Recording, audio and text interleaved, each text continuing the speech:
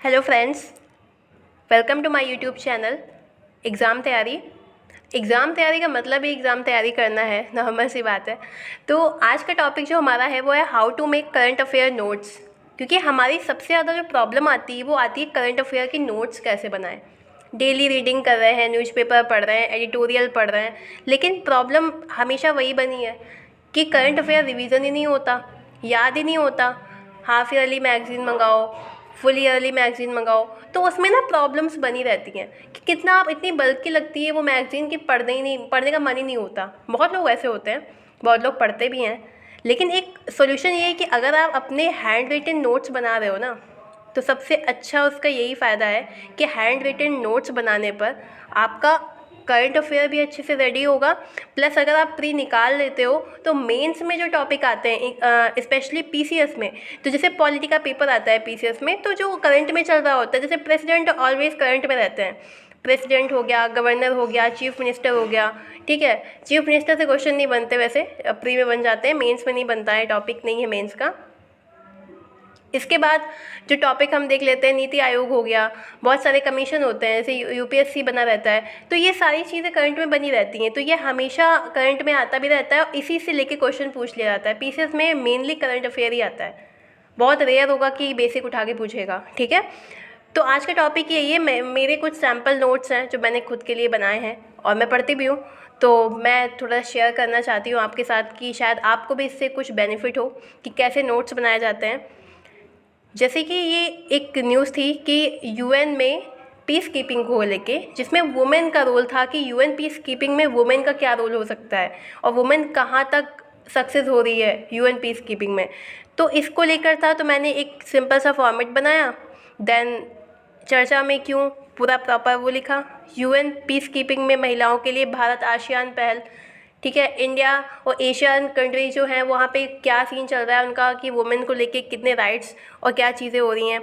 तो इसमें यहाँ तक कि उपलब्धियाँ भी बताई गई हैं कि कैसे वुमेन ने आगे चल के Cambodia, El Salvador, Mozambique, Namibia जैसे स्थानों पर सफल शांति अभियान चलाए। तो ये क्वेश्चन जो है ना, ये सीधी सी बात है, ये टॉपिक पूरा उठा के मेंस का है कि क्वेश्चन आ सकता है मेंस में अंतर्राष्ट्रीय संबंध को लेके, इंटरनेशनल रिलेशन में, क्योंकि आईआर पूरा करंट बेस्ड है, तो ये पूरा उससे रिलेटेड है। नेक्स्ट देखते हैं एथिक्स में।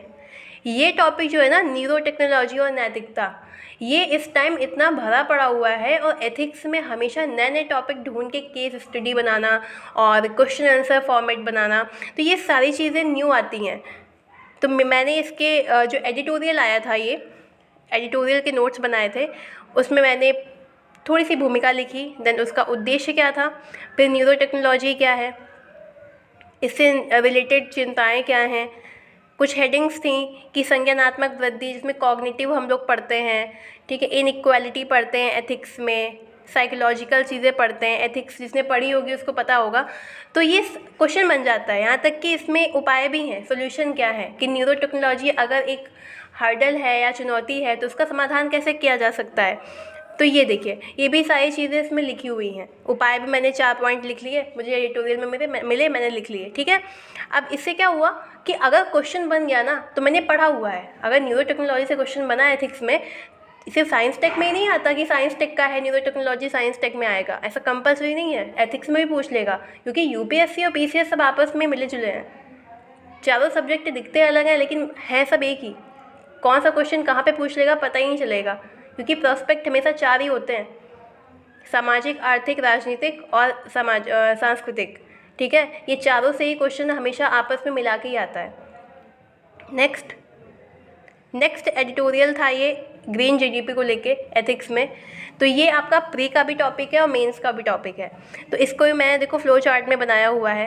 आप लोग कहते हैं ना फ्लो चार्ट कैसे बनाएं, हमेशा मैं देखती हूँ बहुत सारे वीडियोस में क्वेश्चन, मैं भी देखती हूँ वीडियो जो बड़ी बड़ी कोचिंग के हैं, तो मैं वहाँ देखती हूँ कि कमेंट्स बहुत होते हैं कि फ्लो चार्ट कैसे बनाएं, प्लीज़ फ्लो चार्ट में बताइए। तो हमें ना कभी कभी खुद से भी चीज़ें करनी चाहिए। हम दूसरे सैंपल देख सकते हैं लेकिन बनाना हमें खुद चाहिए, क्योंकि बनाने से क्या होता है ना, ये फ्लो चार्ट हमें मेंस में हेल्प करेगा जब हम मेंस टॉपिक उठाएंगे। तो देखो ग्रीन जीडीपी को लेके बनाया मैंने, इसका इम्पोर्टेंस क्या है, इसकी चुनौतियाँ क्या हैं, सारे टॉपिक मैंने लिखे हुए हैं। अगर ग्रीन जीडीपी से कोई भी क्वेश्चन बनता है तो मेरे लिए बहुत ईजी हो जाएगा मेंस में। नेक्स्ट, ये स्कीम को लेके है कि गोवर्धन स्कीम हमेशा न्यूज़ में बनी रहती है, तो इस स्कीम को लेके मैंने फ्लो चार्ट बनाया था। नेक्स्ट, पीएम स्वनिधि योजना, इसको लेके मैंने फ्लो चार्ट बनाया हुआ है।